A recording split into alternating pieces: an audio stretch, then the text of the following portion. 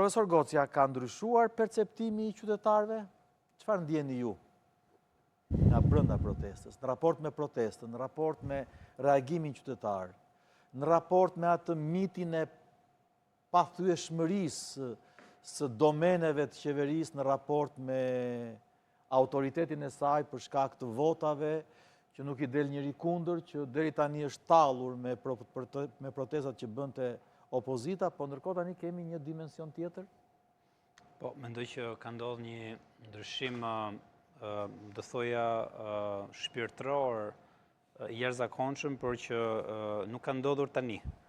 Se mbaj mend që isha një studio para kaca muaj, 24, dhe më thoshte, po shiko se janë shumë të qetë qytetarët, e kupton, do thënë, mund të ketë probleme, po si shoh.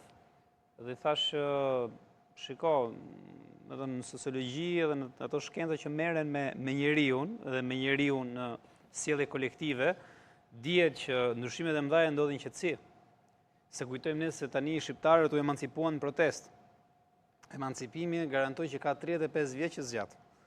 Fakti është që gjatë gjithë kësaj kohe, duke parë të kurrjen, gjithë këto vendimarrje që janë marrë, u bën zgjedhjen PD, u bën komplet mbyllura. Që prej 2008-s ku partitë praktikisht u bunkerizuan.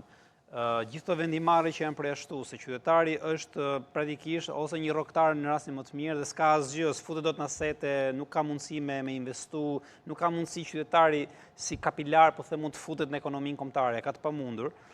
Dhe gjitha